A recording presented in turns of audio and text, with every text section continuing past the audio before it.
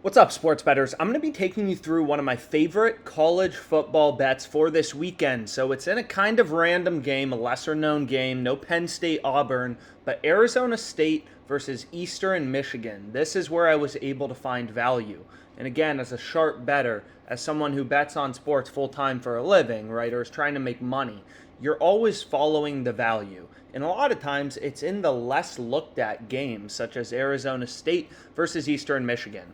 So ASU, pretty big favorite on the money line. You can see their best offered at minus 1100 on PointsBet.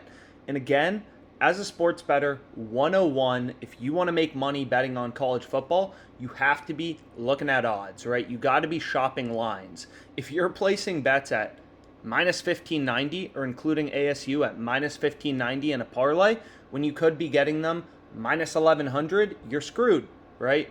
So whatever you want to bet on, whatever sport, whatever market, you should always be shopping lines. It's critical. This is sports betting 101. You always have to get the best price. So let's go ahead and let's get into the play I have. So the play I have is a positive EV bet on Caesars. And again, all positive EV betting is OddsJam kind of, takes all this data in the market and scans it for line inefficiencies. Where are sportsbooks slipping up, right? Where are their betting opportunities? So OddsJam is just kind of updating millions of odds from Caesars, FanDuel, DraftKings, BetOnline, all these sportsbooks in real time to show you, hey, here's where a line discrepancy is. So out of the millions of odds on sportsbooks, here's like the 5-6 bets that are actually profitable, and the sports bettor has an edge that outweighs the vig. So what we can see here is ASU Eastern Michigan first half total over 29.5 is minus 110 on Caesars, 2.85% profit margin, and DraftKings and Pinnacle are pricing this at minus 131 and minus 130. Right? So this is a pick-em market. Like, you can bet the under, betting 100 to win 110 profit, or you can bet the over, betting 110 to win back 100.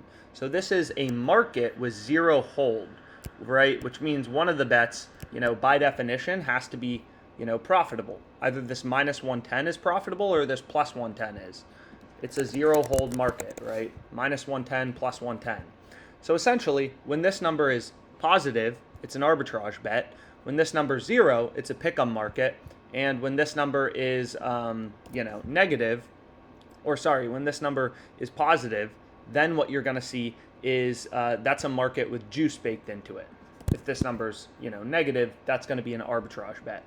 But anyways, right, just as a rational, data-driven sports bettor, when every bookmaker is pricing something at minus 130 and you're able to pick it up minus 110 on a different sports book, it's just a logical bet, right? You're using information in the market to find line discrepancies, and, Caesars, they're setting the over-under at 29.5.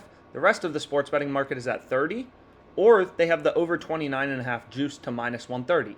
So we're finding value, right? And as a sports bettor, what I love about sports betting is, first of all, these sports books have different odds, and that's the reason it's possible to find positive EV bets so easily, right? You look for pick-em markets, you look for arbitrage bets, you look for inefficiencies in the market. Out of the millions of odds, there's typically a few. You zone in on them, and you determine which sports book is slipping up.